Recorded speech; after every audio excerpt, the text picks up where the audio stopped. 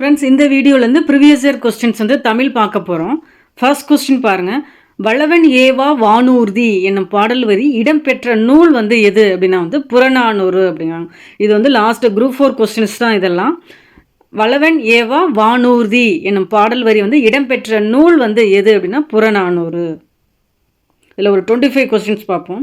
புறநானூறு இந்நூலை the 400 songs of war and wisdom and anthology of poems from classical Tamil the Purananuru என்னும் தலைப்பில் மொழிபெயர்த்தவர் யார் அப்படின்னா ஜார்ஜ் எல் ஹார்ட் அப்படிங்கிறாங்க.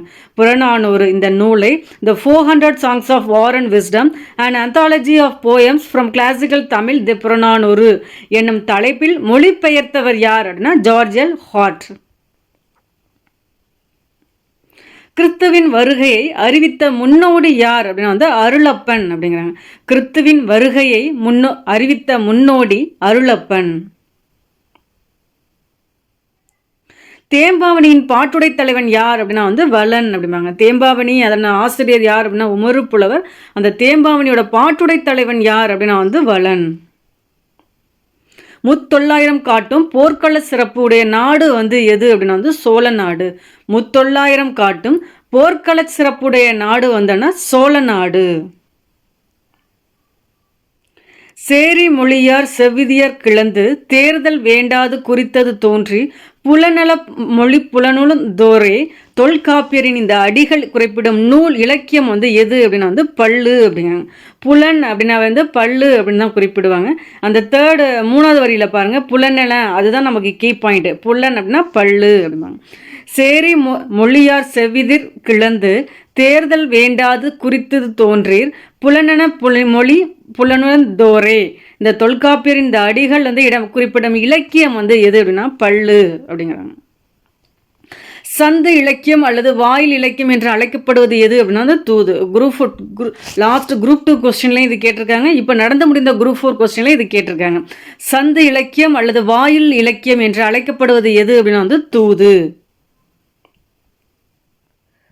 சங்க இலக்கியங்களில் கரகாட்டம் எவ்வாறு அழைக்கப்படுகிறது அப்படின்னா குடக்கூத்து. இது கூட ஒரு ரிப்பீட்டடான கேள்விதான், பார்த்துங்க. சங்க இலக்கியங்களில் கரகாட்டம் எவ்வாறு அழைக்கப்படுகிறதுனா குடக்கூத்து. யோக சமாதி உகந்தவர் சித்தரே என்றவர் யார் அப்படின்னா திருமூலர். யோக சமாதி உகந்தவர் சித்தரே என்றவர் திருமூலர். திருமூலரோட நூல் தான் திருமந்திரம். திருமந்திரம் கூட திருமுறையில் 10ஆம் திருமுறையாக இடம்பெற்றிருக்கும். யோக சமாதி உகந்தவர் சித்தரே என்றவர் திருமூலர். வெட்ட வெளியையே கடவுளாக வழிபடுவர் யாருன்னா கடுவழி சித்தர். வெட்ட வெளியை கடவுளாக வழிபடுவர் யார் அப்படின்னா கடுவழி சித்தர். புலமை பெருங்கடல் என அழைக்கப்பெற்றவர் யார் அப்படின்னா உவே சாமிநாதர். புலமை பெருங்கடல் என அழைக்கப்பெற்றவர் யாருன்னா உவே சாமிநாதர். இது கூட ஒரு ரிப்பீட்டட் கேள்வி. காந்தியடிகள் தமிழகம் வந்த போதெல்லாம் அவரது மேடை பேச்சினை மொழிபெயர்த்தவர் யாருன்னா திருவி கல்யாண சுந்தரனார். இவரை தமிழ் தென்றல் அப்படின்னு கூட குறிப்பிடுவாங்க. காந்தியடிகள் தமிழகம் வந்த பொழுதெல்லாம் அவரது மேடை பேச்சினை மொழிபெயர்த்தவர் திருவி கல்யாண சுந்தரனார். இவர் தமிழ் தென்றல் அப்படின்னு குறிப்பிடுவாங்க.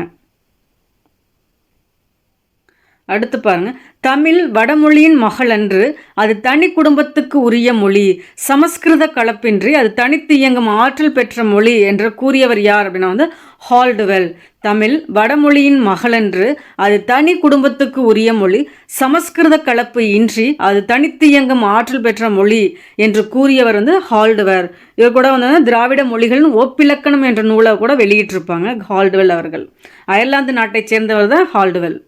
தாதா சாஹேப் பால்கே விருது முதலில் தொடங்கப்பட்ட ஆண்டு எதுன்னா 1969. தாதா சாஹேப் பால்கே விருது முதலில் தொடங்கப்பட்ட ஆண்டு 1969. நாடகக்கலையை மீட்டெடுப்பதே தமது குறிக்கோள் என்றவர் யார் அப்படின்னா முத்துச்சாமி.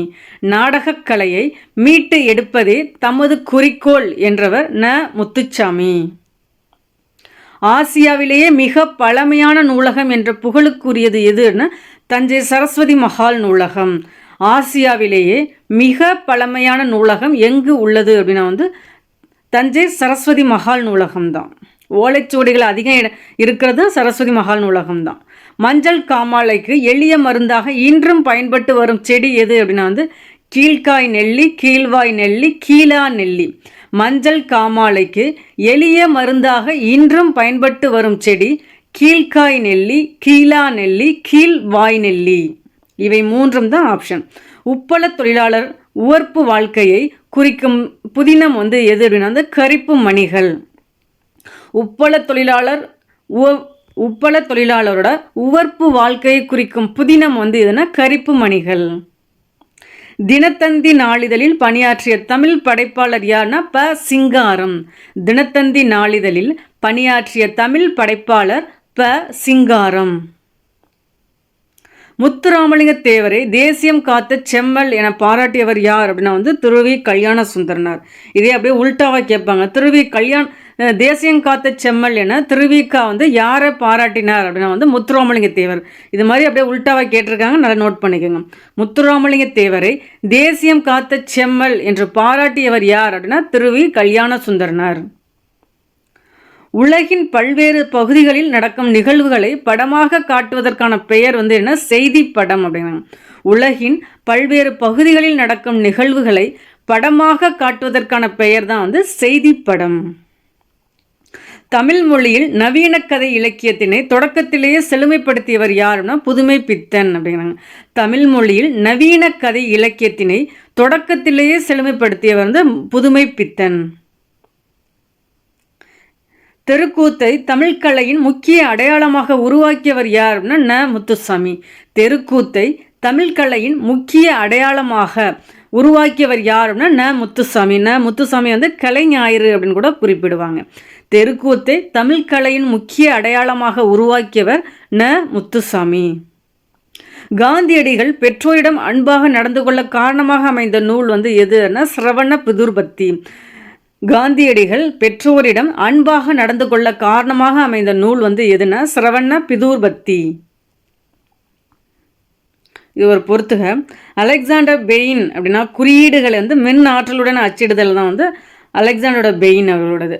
ஹாங் மாக்னஸ்கி அப்படின்னா வந்துன்னா கணினி மூலம் தொலைநகல் எடுக்கும் இயந்திரம் தான் வந்து ஹாங் மானஸ்க்கு வந்து அறிமுகம் செஞ்சுருப்பாங்க. ஜான் ஜெப்பர்ட் ஃபாரன் வந்து என்னென்னா தானியங்கி பண இயந்திரம். மைக்கேல் ஆல்ரைச் வந்து இணைய வணிகம். ரொம்ப முக்கியம், நல்லா நோட் பண்ணிக்கோங்க. அடிக்கடி வந்து கேட்குறது வந்து தானியங்கி பண இயந்திரம் வந்து ஜான் ஜெப்பர்ட் பாரன். அது வந்து ரொம்ப முக்கியமானது. அதை வச்சு கூட இந்த ஆப்ஷன் வந்து நீங்கள் சூஸ் பண்ணியிருந்துருக்கலாம். அலெக்சாண்டர் பெயின் அப்படின்னா குறியீடுகளை வந்து மின் ஆற்றலுடன் அச்சிடுதல். ஹாங் மாக்னஸ்கி அப்படின்னா கணினி மூலம் தொலைநகல் எடுக்கும் இயந்திரம். ஜான் ஷெப்பர்ட் ஃபாரன்னா தானியங்கி பண இயந்திரம். மைக்கேல் ஆல்ரைச்னா வந்து இணைய வணிகம். ஃப்ரெண்ட்ஸ், இதில் வந்து ஒரு 25 கொஸ்டின்ஸ் வந்து பார்த்துருக்கோம். அடுத்த 25 கொஸ்டின்ஸ் வந்து நெக்ஸ்ட் வீடியோவில் பார்ப்போம். பிடிச்சிருந்தால் லைக் பண்ணுங்கள், உங்கள் ஃப்ரெண்ட்ஸுங்களுக்கு ஷேர் பண்ணுங்கள். சேனலை சப்ஸ்கிரைப் பண்ணலாலும் சப்ஸ்கிரைப் பண்ணுங்கள். தேங்க்யூ.